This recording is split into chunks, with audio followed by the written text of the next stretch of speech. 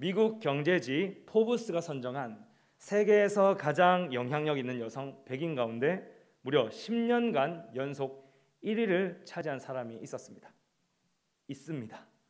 그 주인공은 바로 2005년 말부터 지금까지 15년간 독일의 총리로 재임하고 있는 앙겔라 마르켈입니다. 이 메르켈 총리는 우리나라에서도 많이 알려져 있습니다. 한 6년 전이죠. 6년 전 일본의 총리 아베의 면전에서 일본의 그릇된 역사인식을 공식적으로 꾸짖었기 때문입니다. 일본은 과거를 피하지 않고 마주해야 한다. 주변 국가 화해를 이루기 위해서는 과거의 잘못을 인정하고 끊임없이 사죄하는 것이 중요하다라고 말이죠. 사이다지 않습니까? 저만 사이다인가요? 네. 그녀에겐 다양한 수식어가 따라다닙니다. 철의 여인, 어머니란 뜻의 무티, 독일 최초의 여성 총리, 첫 동독 출신 지도자, 세계에서 가장 영향력 있는 여성, 난민의 어머니. 이렇듯 그녀는 많은 독일인들이 사랑하는 사람이었습니다. 그 사랑으로 유럽에서 가장 오랜 기간 총리직을 지낸 사람이죠. 지금도 총리직을 담당하고 있습니다. 당대표직에서 사임하던 날이었습니다. 그녀가 지나가던 그 거리에, 모든 거리에서 독일 시민들은 창가로 나와 6분간 박수갈채를 보냈다고 하죠. 동원된 군중도 화려한 의장대도 없었습니다. 그저 자발적인 감사와 위로와 격려의 박수가 흘러나왔을 뿐입니다. 그녀가 이렇게 사랑받고 박수갈채를 받을 수 있었던 이유가 뭘까요? 그것은 바로 다른 사람들과 달랐기 때문입니다. 좀 더 정확히 말하면 다른 정치인들과 달랐기 때문이죠. 여러분, 정치인 하면 보통 어떤 이미지가 여러분 머릿속에 떠오르십니까?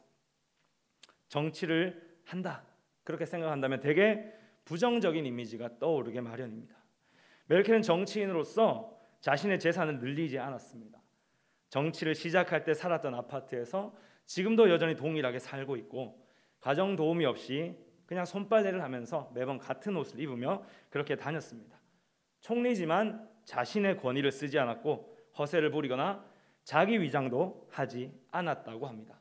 그 흔한 가족이 득을 보는 경우도 없었죠. 여러분 잘 아시는 JTBC 비정상회담, 여기에 닉이란 독일인이 출연해서 총리 부심을 잔뜩 부리면서 증언한 내용이 있습니다. 부부 여행을 갈 때 메르켈 총리는 총리 전용기를 타고 가고 남편은 그저 저가 항공을 이용해서 그렇게 한 장소로 이동을 한다, 그렇게 증언했었습니다. 그럼 내적으로는 어땠을까요? 그녀의 성품은 정치에 고스란히 녹아 나왔습니다. 자신을 공격하고 반대하는 사람들의 목소리에 대항하는 것이 아니라 도리어 귀를 기울이며 경청했고 더 나은 비전을 제시하면서 많은 사람들의 마음을 모았습니다. 그녀 덕분에 독일이 경제적으로 상당한 성장을 이룰 수 있었죠. 메르켈이 이렇게 다를 수 있었던 것, 도대체 무엇 때문이었을까요? 시간을 좀 더 거슬러 올라가 볼까요? 그녀의 어린 시절, 당시 공산주의였던 동독에서 수많은 목회자들이 서독으로 이렇게 넘어오는 이런 일들이 있었습니다. 베를린 장벽이 세워지기 전이었죠. 그렇다 보니까 이 서독에는 목회자가 넘쳐났습니다. 반면에 동독에는 목회자가 없어서 영혼들이 그저 방치되고 있는 그런 상황이었다는 것입니다. 그것을 안타깝게 여긴 이 메르켈의 아버지는 위험하지만 결단을 내렸고, 그렇게 그녀는 목회자인 아버지를 따라 동독으로 들어가 선교 사역을 감당하게 되었습니다. 그렇게 그녀는 그곳에서 성경의 진리를 배웠습니다. 불우한 이웃을 사랑하는 법을 알게 되었습니다. 자, 메르켈이 달랐던 이유, 여러분 짐작이 가시죠? 많은 사람들의 평가가 있겠지만 적어도 저는 그녀가 분명 그리스도인이었기에 달랐다고 생각합니다. 오늘 예수님은 자기 백성들에게 그리스도인은 달라야 함을 말씀하고 있습니다. 본문 46절을 한번 보시겠습니까? 46절을 보시면 너희가 너희를 사랑하는 자를 사랑하면 무슨 상이 있으리요? 세리도 이같이 아니하느냐라고 말씀하고 있습니다. 무슨 상이 있으리요? 상이 없다는 이 말은 곧 사랑하는 자를 사랑하는 것은 누구나 하는 것이라는 말입니다. 심지어 유대인들이 경멸했던 사람이 있죠. 세리. 로마의 편에 서서 동족들을 뜯어냈던 그 세리, 이 세리들도 자신들을 사랑해주는 사람에게는 사랑을 베풀 줄 알았습니다. 47절에는 또 너희가 너희 형제에게만 무난하면 남보다 더하는 것이 무엇이냐, 이방인들도 이같이 하지 아니하느냐라고 말씀하고 있죠. 형제에게만 무난하는 것, 친분 있는 사람에게만 무난하는 것은 누구나 하는 일이었습니다. 유대인들이 아닌 이방인, 세상의 모든 사람들도 다 하는 일이 이것이다라는 것입니다. 그런데 예수님은 그리스도인은 누구나 하는 것만큼 해서는 안 된다고 그렇게 가르치고 있습니다. 누구나 하지 않는 것까지 할 수 있어야 한다고 가르치고 있다는 것입니다. 다시 말해 누구와는 다른 삶을 살아야 한다는 것이죠.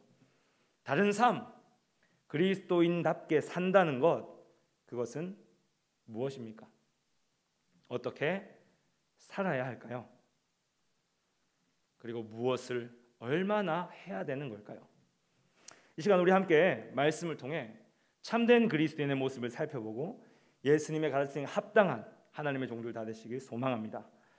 그리스도인이 살아야 하는 삶, 그 첫 번째는 원수 사랑입니다. 그냥 이 말만 들었을 때 우리의 생각 속에는 원수를 어떻게 사랑할 수 있지? 라는 그런 생각이 들 것입니다. 상식적으로 원수를 사랑한다는 것은 불가능하기 때문이죠. 혹시 이런 생각이 안 들었다 하시는 분이 있나요? 아직 생각만 해도 이 주먹이 불끈지어지는 그런 사람이 없으셔서 생각하지 않은 것 같습니다. 살다 보면 우리가 진짜 원수 같은 사람이 생길 수 있게 마련이죠. 그러나 예수님은 좀 다른 말씀, 전혀 다른 말씀을 하고 있습니다. 우리 함께 43절과 44절 상반절 말씀을 읽어보면 좋을 것 같습니다. 함께 읽습니다. 시작. 또 내 이웃을 사랑하고 내 원수를 미워하라 하였다는 것을 너희가 들었으나 나는 너희에게 이르노니 너희 원수를 사랑하며, 여기까지. 자, 먼저 예수님은 구약 레위기 19장 18절에 있는 말씀을 인용하면서 이야기하시죠. 그런데 사실 뒤에 나오는 내 원수를 미워하라라는 말이 있죠. 이 명령은 구약 성경 어디에도 등장하지 않습니다. 오히려 성경에 원수를 미워하라라고 적혀 있다라는 것 자체가 이상하죠. 예수님은 왜 구약에 없는 말을 마치 그들이 과거에 들었던 말인 것처럼 지금 이야기하고 있는 걸까요? 유대 역사학자 요세푸스의 기록에 따르면 유대인의 한 종파죠. 쿰란 공동체는 공동체 내의 사람들은 사랑하되 외부의 사람은 미워하라고 가르쳤다고 합니다. 다시 말해 이웃의 범위를 공동체 내로 한정 지은 것이죠. 그들이 이런 생각을 가졌다면 다른 집단들은 또 어떻겠습니까? 역시 이들과 같은 입장을 취했지 않겠습니까? 곧 예수님 당시에 이런 식의 사고방식이 존재했다는 겁니다. 내 이웃은 사랑하되 이웃이 아닌 자는 미워하라. 분명히 성경에는 나오지 않는 말인데 그들은 왜 이런 생각을 가지고 있었을까요? 이유를 찾아보자면 문자적 해석에 너무 치중했기 때문입니다. 이웃을 사랑하는 말은 다시 좀 더 생각해 보면 곧 이웃이 아닌 사람은 사랑하지 말라는 해석이 가능하게 되죠. 사랑해야 할 대상의 범위를 이웃으로 한정하다 보니까 이웃이 아닌 자는 원수, 원수는 미워할 대상, 이런 식으로 인식했다는 겁니다. 그래서 유대인들은 원수들을 실제로 미워하라 그렇게 가르쳤다는 것이죠. 예수님은 이런 가르침을 염두에 두고 이야기하고 있습니다. 그러면서 주님은 사람들에게 분명히 말씀하시죠. 너희 원수를 사랑하라. 헬라어 본문이 가지는 이 원수의 의미는 곧 대적입니다. 대적. 자신이나 자신에게 속한 나라에 해를 입힌 사람 또는 원한 관계에 있는 그런 사람이 원수인 거죠. 극단적으로 나의 부모나 나의 자녀를 죽인 사람, 나의 부모나 나의 자녀에게 해를 입힌 사람, 이런 게 바로 원수다라는 겁니다. 예수님은 이런 원수를 어떻게 해요? 사랑하라. 여기서 사랑하라는 말은 문법적으로 현재 능동태 명령법입니다. 다시요. 문법적으로 현재 능동태 명령법. 헬라어에서 현재 능동태 명령법은 지속성을 가지고 있습니다. 지속성을 가지고 사랑하라. 앞으로 계속해서, 지금부터 계속해서 사랑하라. 그런 명령이 지금 예수님의 명령이라는 것입니다. 여러분, 왜 원수를 사랑해야 할까요? 왜 우리는 원수를 사랑해야 하는 걸까요? 45절 상반절을 한번 읽어보면 좋을 것 같습니다. 함께 읽습니다. 시작. 이같이 한즉 하늘에 계신 너희 아버지의 아들이 되리니. 예수님은 지금 그 이유를 하늘에 계신 아버지의 아들이 되기 때문이다, 그렇게 말씀하고 있습니다. 물론 원수를 사랑하는 행위 때문에 하나님의 자녀가 된다라는 말은 아닙니다. 이 원수 사랑을 통해 하나님의 자녀, 하나님의 아들임이 입증된다라는 의미인 것이죠. 이미 이 말을 듣고 있는 제자들은 하나님의 자녀입니다. 자녀들이 아들이 다시 될 필요는 없죠. 곧 아들이 되는 것은 다른 사람들로 하여금 하나님의 자녀로 드러나고 인정받게 됨을 말한다는 것입니다. 앞서 언급했던 총리 메르켈, 그 메르켈이 다시 한번 생각나는 것 같습니다. 유대교 학자가 있습니다. 라피데라는 사람인데요, 그도 같은 말을 지금 하고 있습니다. 도덕의 원리로서 원수 사랑은 유대교에 알려진 바 없다. 랍비 문헌에도 병행 본문이나 유사한 내용이 없다. 이 명령은 의심할 여지 없이 산상설교에만 나오는 명령이다. 예수의 독특한 특징, 원수를 사랑하라는 예수의 명령은 하늘 능력으로 실현할 수 있는 급진적인 사랑, 천부의 아들과 딸임을 입증하는 최고의 덕목이다. 이처럼 원수 사랑은 곧 우리가 누구에게 속한 것인지, 우리가 누구에게 속한 자인지 드러내기 때문에 예수님은 이것을 명령하고 있다라는 겁니다. 또 두 번째 이유죠. 45절 하반절입니다. 하반절도 한번 읽어보겠습니다. 시작. 이는 하나님이 그 해를 악인과 선인에게 비추시며 비를 의로운 자와 불의한 자에게 내려 주심이니라. 해를 악인과 선인에게 비춘다. 비를 의로운 자와 불의한 자에게 내려준다. 햇빛과 비는 식물이 자라는데 굉장히 중요하죠. 사람이 사는데 필수적입니다. 이 말이 무슨 말입니까? 하나님의 축복이 모든 사람에게 편만하게 내려짐을 의미한다라는 것입니다. 하나님은 악인에게 나쁜 것으로 저주하지 않으시고 선한 자에게 모든 선한 것으로 축복하지 않으시는 분이다라는 겁니다. 하나님을 거부하는 자들도 하나님을 믿는 자들도 하나님의 형상대로 지어졌기에 동일한 하나님의 사랑을 받는다라는 것이죠. 곧 아버지 되신 하나님이 자비하시기에 그의 제자들은 모두 원수를 사랑할 수 있어야 한다는 것입니다. 그리고 이렇게 할 때 분명히 드러나겠죠. 무엇이 드러납니까? 악인이든 선인이든 동일하게 사랑하시는 하나님, 그 하나님이 자녀들의 모습, 우리의 모습을 통해 드러나게 된다는 것입니다. 사실 이것이 하나님이 원래 요구하신 율법의 정신이었습니다. 그릇된 유대인들의 생각 때문에 누구나 다 죄를 짓게 만드는 우를 범하고 있었던 것이죠. 이처럼 예수님은 제자들에게 당시 유대인들과는 다른 삶, 더 나은 일을 실천하는 삶, 그 삶을 살 것을 촉구하고 있습니다. 여러분들은 누구에게 속한 자입니까? 여러분이 그리스도인이라면 이런 예수님의 가르침을 따라 원수 사랑을 실천할 수 있기를 바랍니다. 자, 그렇다면 이 원수 사랑 구체적으로 어떻게 실천해야 될까요? 그리스도인이 살아야 하는 삶, 그 두 번째는 바로 애쓰는 삶입니다. 애쓴다는 말은 해결하기 너무 어려운 일을 하고 있을 때 쓰는 말이죠. 사전적으로는 마음과 힘을 다하여 무엇을 이루려고 한다, 힘쓴다라는 의미입니다. 말의 뜻을 보면 정말 좋은 의미입니다. 참 좋은 말 같은데 한편으로 보면 어떻습니까? 굉장히 비참해 보인다라는 거죠. 굳이 이렇게 애쓰며 살아야 되나? 그런데 예수님은 우리에게 이런 삶을 살 것을 요구하고 있습니다. 우리 함께 44절 하반절 말씀을 읽어보면 좋을 것 같습니다. 함께 읽습니다. 44절 하반절입니다. 시작. 너희는 박해하는 자를 위하여 기도하라. 여러분, 박해하는 자를 위해 기도할 수 있으시겠습니까? 원수된 자를 위해 여러분 기도할 수 있나요?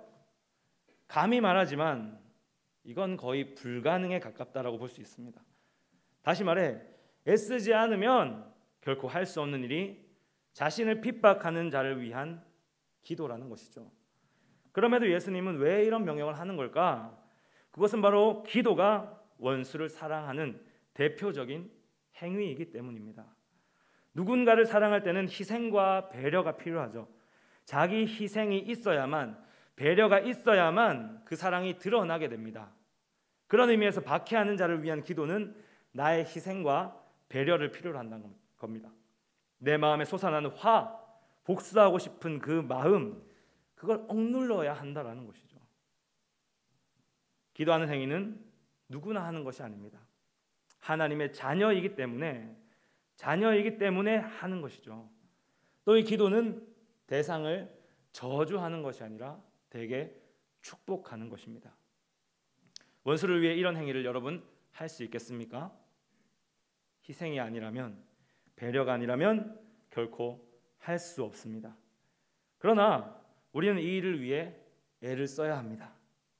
내가 자녀됨을 증명하기 위해, 하나님의 사랑을 드러내기 위해서라도 이 일을 해야 한다는 것입니다. 그리고 무엇보다도 해야 할 이유가 또 있죠. 이것을 말씀하시는, 명령하시는 예수님도 그렇게 했기 때문입니다. 여러분, 십자가에 달리시기 전 예수님이 감람산으로 올라가서 기도하십니다. 올라가서 뭐라고 기도하십니까? 할만하시거든 이 잔을 내게서 지나가게 하옵소서. 그러나 나의 원대로 마시옵고 아버지의 원대로 하옵소서. 또 잠깐 제자들 깨우러 갔다가 두 번째 기도하면서 만일 내가 마시지 않고는 이 잔을 내게서 지나갈 수 없거든 아버지의 원대로 되기를 원합니다. 또 세 번째도 그와 같은 기도를 이어나가셨다라는 겁니다. 여러분, 이 기도가 누구를 위한 기도라 생각되십니까? 예수님 자신을 위한 기도였을까요? 이 기도는 아담의 원죄로 말미암아 하나님과 원수된 우리를 위해 아버지께 간청드리는 예수님의 기도입니다. 또 십자가 위에서 예수님이 이렇게 기도하죠. 아버지, 저들을 사하여 주옵소서. 자기들이 하는 것을 알지 못함이니이다. 십자가 위의 고통은 우리가 상상할 수 없는 고통이었을 것입니다. 그 고통 가운데서 예수님의 기도는 정녕 원수를 위한 희생과 배려의 기도라고밖에는 볼 수 없다라는 것이죠. 우리의 구원을 위해 고통을 참으면서 애를 쓰셨다라는 겁니다. 그 결과 어떻게 됐습니까? 로마서 5장 10절은 이렇게 이야기하죠.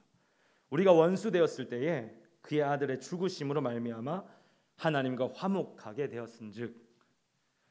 예수님은 원수 되었던 우리를 위해 기도하셨고 기도하셨던 대로 십자가에서 우리의 죄를 담당하셨습니다. 그의 희생으로 우리는 새 삶을 얻었던 것이죠. 하나님과 화목을 누릴 수 있게 되었다라는 것입니다. 또 스데반은 어떻습니까? 사도행전 7장 60절을 보면 그는 자기 자신을 이렇게 돌로 치는 그런 사람들을 두고 이렇게 기도합니다. 주여, 이 죄를 그들에게 돌리지 마옵소서. 그 기도의 결과 어떻게 되었을까요? 박해 현장에 있던 사울이 예수님을 만날 수 있었습니다. 예수님의 말씀대로 원수를 위한 기도는 지금 무엇을 남기고 있습니까? 그 기도로 복음의 열매를 남기고 있습니다. 이로써 우리는 더욱더 분명해졌습니다. 그리스도인은 힘들지만 애쓰는 삶을 살아야 합니다. 누구나 하지 않는 일을 하며 살아야 한다라는 것이죠. 바로 박해하는 자를 위해 기도하는 삶, 그것입니다. 어떻습니까, 여러분? 이런 삶을 우리가 살아야 한다라는 생각 드시지 않나요? 말씀을 실천하기 위해, 기도하기 위해 애쓰시기 바랍니다. 제가 이만큼 이야기를 했습니다. 혹시 또 이런 마음을 먹으시는 분들이 있을지도 모르겠는데요. 굳이 우리가 그렇게까지 해야 됩니까? 라는 거죠. 여러분, 꼭 그렇게까지 해야 될까요? 네, 이렇게까지 해야만 합니다. 왜 그렇습니까? 이것은 그리스도의 삶에 있어서 가장 중요한 바로 아버지의 온전하심을 따르는 길이기 때문에 해야 한다는 것입니다.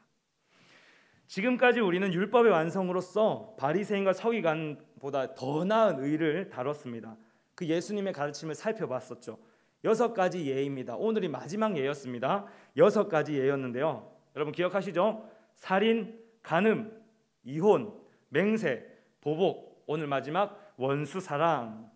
이 6가지 가르침대로 살라고 말씀하시는 예수님의 최종 결론이 바로 우리가 본 48절입니다. 48절 읽어볼까요? 시작. 그러므로 하늘에 계신 너희 아버지의 온전하심과 같이 너희도 온전하라. 여러분, 그리스도인의 삶은 너무나 어려워 보입니다. 다른 사람들과 달라야 하기 때문이죠. 그리스도인의 삶의 방식에 있어서 그 원천이 세상의 규범이 아니라 하나님의 성품입니다. 다시 말해 예수님의 제자가 원수까지도 사랑해야 되는 이유가 이 하나님의 성품 때문이라는 것입니다. 세상의 가치를 두는 것이 아니라 세상의 규범에 매인 자들이 아니라 하나님의 성품을 닮은 자들이기 때문에 우리는 해야 된다는 것이죠. 하나님은 악한 자나 선한 자나 모두 사랑하셔서 일반 은혜를 내려주십니다. 그런 은혜를 내려주시기 원하시는 분이기 때문에, 그런 성품을 가진 분이기 때문에 우리는 이 땅의 수준을 뛰어넘어야 한다라는 것이죠. 하늘에 계신 아버지, 그 초월자가 누구의 아버지입니까? 우리의 아버지죠. 우리의 아버지가 그런 분이기 때문에 우리는 힘이 들 수밖에 없습니다. 그러나 우리는 그런 아버지를 바라보며 그를 닮아가는 것이 마땅합니다. 아버지가 온전하시기에 그의 자녀들도 온전해지는 것이 마땅하다라는 것입니다. 여기서 온전하다는 뜻, 흠이 없다, 결함이 없다라는 의미입니다. 곧 완벽해야 되고 성숙함을 지향하는 것이 우리가 아버지를 따르는 길이다라는 것입니다. 예수님의 수제자 베드로는 이런 예수님의 가르침이 무엇인지 너무나 분명하고 또 자세히 알았던 것 같습니다. 우리 좀 긴데요. 베드로전서 2장 19절에서 25절 말씀입니다. 그 말씀을 보면 정말 베드로는 예수님과 같이 사람들에게 그렇게 가르치고 있습니다. 우리 한번 읽어보면 좋겠습니다. 길지만 있습니다. 읽어봅니다. 시작. 부당하게 고난을 받아도 하나님을 생각함으로 슬픔을 참으면 이는 아름다우나 죄가 있어 매를 맞고 참으면 무슨 칭찬이 있으리요. 그러나 선을 행함으로 고난을 받고 참으면 이는 하나님 앞에 아름다우니라. 이를 위하여 너희가 부르심을 받았으니 그리스도도 너희를 위하여 고난을 받으사 너희에게 본을 끼쳐 그 자취를 따라오게 하려 하셨느니라. 그는 죄를 범하지 아니하시고 그 입에 거짓도 없으시며 욕을 당하시되 맞대어 욕하지 아니하시고 고난을 당하시되 위협하지 아니하시고 오직 공의로 심판하시는 이에게 부탁하시며 친히 나무에 달려 그 몸으로 우리 죄를 담당하셨으니 이는 우리로 죄에 대하여 죽고 의에 대하여 살게 하려 함이라. 그가 채찍에 맞음으로 너희는 나음을 얻었나니 너희가 전에는 양과 같이 길을 잃었더니 이제는 너희 영혼의 목자와 감독 되신 이에게 돌아왔느니라. 아멘. 여러분 어떻습니까? 베드로의 가르침은 예수님과 완전히 닮아 있습니다.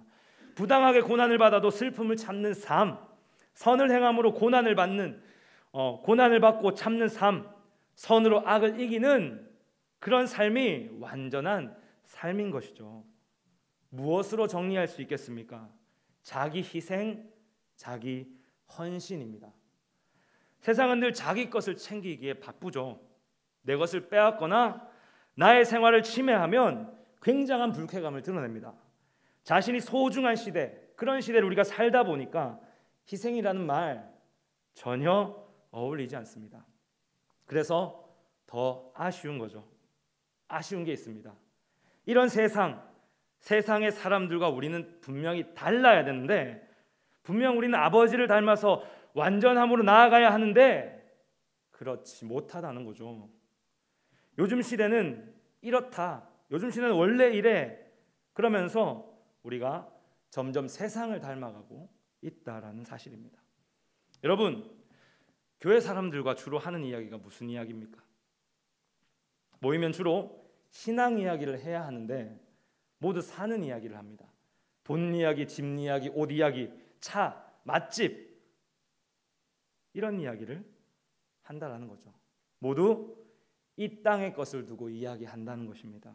마치 하나님 나라가 없는 것처럼, 이 땅에서 평생 살 것처럼 그렇게 이야기한다는 것이죠. 신방을 하면서 어떻게 사느냐는 이야기, 그것이 주를 이룹니다. 믿음에 대한 이야기, 교회에 대한 이야기, 이런 이야기하면 재미없죠. 그래서 너무 안타깝습니다. 말씀을 준비하면서 제 마음이 너무 아팠습니다. 하나님을 향한 죄송한 마음이 너무 많이 밀려왔습니다. 여러분들은 어떻습니까? 사랑하는 자를 사랑하면 상이 없다고 하셨지만 오히려 우리는 지금 그 사랑하는 자를 사랑하지 못하고 있지 않습니까? 먹고 살기 바빠서, 가족이라서 편하다는 이유로, 코로나 블루를 핑계로 누구나 하는 것조차 하지 않고 있다는 것입니다. 우리는 지금 그 사랑하는 자를 사랑하지 못하고 있습니다. 누구나 하는 것조차도 하지 못하고 있다라는 것입니다. 그래서 바라기는 먼저 우리를 사랑하신 자 앞으로 나아갑시다. 나아가서 그의 사랑에 좀 반응합시다. 그리고 그것을 넘어서 세상을 뛰어넘는 참된 그리스도인으로 좀 살아갑시다. 아버지의 온전하심 같이 우리도 온전하게 돼서 복음의 열매를 좀 맺어 봅시다. 그것이 주님이 우리에게 바라는 더 나은 의를 실현하는 삶, 그런 것입니다. 이러한 실천이 여러분들 가운데 가득하게 주님의 이름으로 축복합니다. 말씀을 마무리하겠습니다. 하나님은 세상을 사랑하십니다. 그렇기에 인간이 하나님을 사랑하는 것은 당연한 거죠. 그런데 그 당연한 것을 하지 않는 사람들이 너무나 많이 있습니다. 하나님의 존재를 거부하고 하나님을 박해합니다. 우리는 이런 자들을 사랑하고 이런 자들을 위해서 기도해야 합니다. 그들이 우리의 뒤통수를 칠지라도 그들을 사랑해야 하는 것입니다. 이런 사랑에는 희생이 당연히 따르는 것이죠. 그런데 그 희생에는 힘이 있고 생명이 있습니다. 여러분, 짐 엘리엇 선교사님의 일화를 담은 영화 창끝, 이 영화를 여러분들 아실 것입니다. 에콰도르 아마존 정글에 와우다니 족에게 복음을 전하러 들어간 미국의 젊은 5명의 선교사들이 그 부족에 의해 순교당하는 일이 일어났었습니다. 영화 속에 보면은 한 아이가 등장을 하죠. 네이트 세인트 선교사의 아들 스티브 세인트 선교사입니다. 이 영화의 결말을 보면 아시겠지만 자신의 아버지를 죽인 원주민을 용서하는 장면이 등장하죠. 그리고 그 용서 때문에 그는 원주민들과 살면서 함께 사랑에 빠졌습니다. 그 결과 무슨 일이 일어났습니까? 아버지가 그렇게 구원하기 원했던 곳, 그 사람들이 구원받았다고 생각했던 그곳이 정말 사랑해서 복음을 전하러 들어갔던 그곳에 복음이 증거됨으로 생명을 살리는 일이 일어났다는 것입니다. 이처럼 희생에는 생명이 있습니다. 열매가 있습니다. 그것을 위해 세상의 누구와 같은 그런 삶이 아니라 누구와는 좀 다른 그리스도인으로 살아가시길 주님의 이름으로 다시 한 번 더 축원합니다.